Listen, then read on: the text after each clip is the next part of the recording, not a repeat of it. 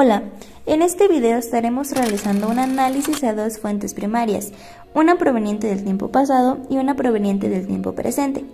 Mi compañera Andrea estará dando inicio con la fuente del tiempo pasado.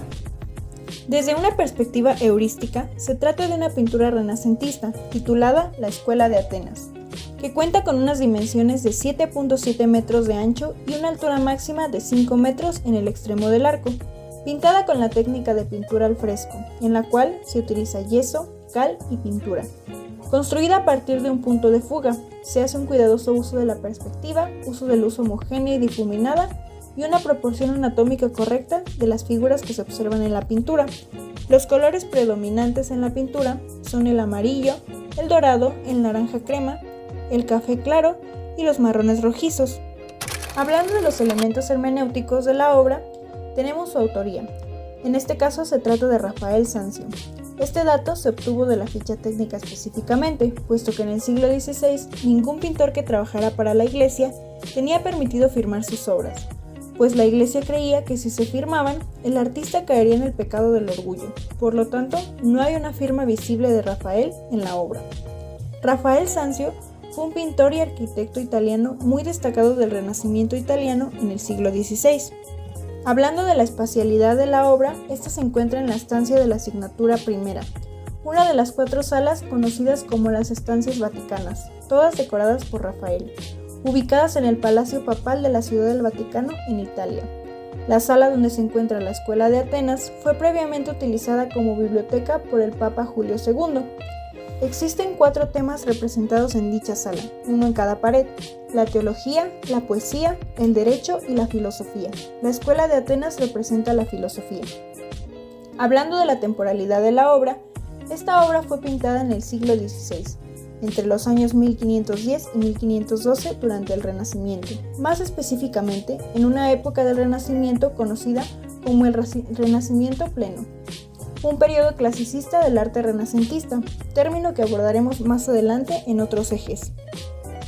La intencionalidad de la obra es hacer una representación de la filosofía y de los grandes pensadores de la antigüedad clásica. Rafael quiso hacer una representación de la Academia de Atenas, una escuela filosófica fundada por Platón, a quien encontramos en el centro de la pintura junto con su discípulo Aristóteles. Esta escuela fue fundada en el año 388 a.C. Sus principales intereses eran la investigación y la creación del conocimiento. Los estudios matemáticos eran de vital importancia, al igual que la medicina, la retórica y la astronomía. Incluso, en esta academia se desarrolló por primera vez la teoría heliocéntrica. Rafael quiso hacer tributo al pensamiento científico, la filosofía y la sabiduría antigua, retratando a los personajes más significativos de la Edad Antigua clásica.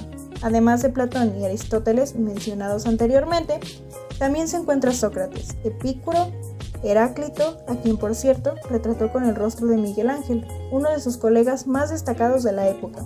También encontramos a Pitágoras, Parménides, Hipatia de Alejandría, Anaximandro, entre otros filósofos y pensadores importantes, convirtiendo este cuadro en un enlace entre el arte, la filosofía y la ciencia.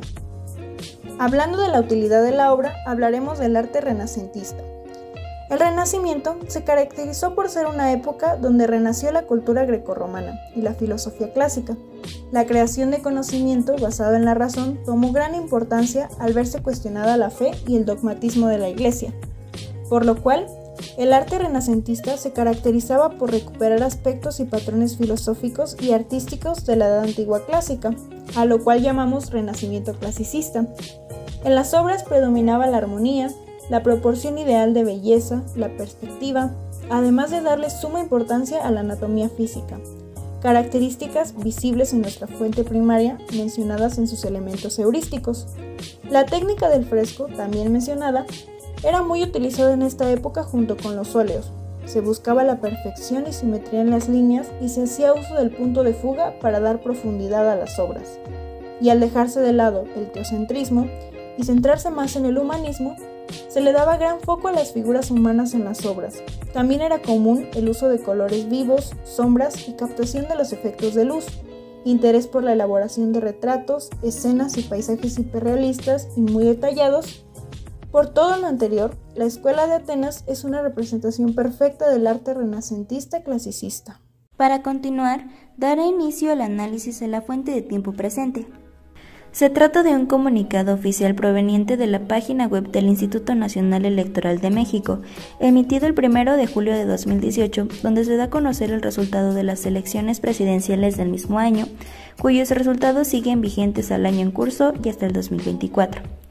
Dicho comunicado expresa que el candidato a la presidencia Andrés Manuel López Obrador, siendo el representante del Movimiento de Regeneración Nacional y partícipe de la alianza con el Partido del Trabajo y el Partido Encuentro Social, fue el seleccionado para ser el nuevo presidente de la República Mexicana con nada más que 30.113.483 votos, siendo equivalente al 53.20% de los votos totales emitidos por los ciudadanos a lo largo de la jornada de votación. Los resultados de las votaciones fueron compartidos en diversos medios de comunicación como periódicos, artículos de revistas de divulgación, tanto en físico como digitales, por la radio, televisión, etc. Sin embargo, elegimos el comunicado emitido por el INE debido a que fue el órgano constitucional encargado de llevar a cabo el proceso de elección y contabilización de votos a lo largo de todo el país. Procediendo con el análisis de esta fuente, el comunicado con los resultados de elección presidencial, podemos especular un poco acerca de su intencionalidad. Se entiende que su intención principal es dar a conocer a la sociedad civil al candidato Andrés Manuel López Obrador, ahora como el máximo representante de la República Mexicana. De igual manera, se busca compartir la cantidad exacta de los votos obtenidos a su favor, resaltando una gran diferencia de votos respecto a los demás candidatos a la presidencia, siendo este último aspecto un factor bastante relacionado con una de las utilidades que se le puede atribuir a esta fuente. A esta fuente se le pueden conferir diversas utilidades, entre ellas está una muy importante, un análisis al cómo es que Andrés Manuel consiguió ir a la cabeza durante las votaciones, para finalmente ser el presidente electo del país. Es decir, se puede observar que hay una brecha muy amplia entre los candidatos, siendo que Andrés Manuel obtuvo más de la mitad de los votos, dejando en segunda posición al integrante del Partido Acción Nacional, Ricardo Anaya Cortés, con el 22.30% de los votos totales. Aunque este candidato fue el segundo más votado, sigue estando muy por debajo de López Obrador, lo que nos hace cuestionarnos entonces, ¿qué recorrido político realizó López Obrador?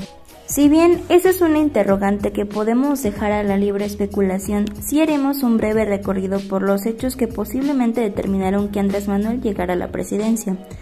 Respecto al recorrido político de Andrés Manuel, es importante mencionar el proceso de sus ascensos y los puestos que llegó a sostener para finalmente llegar a la presidencia de México.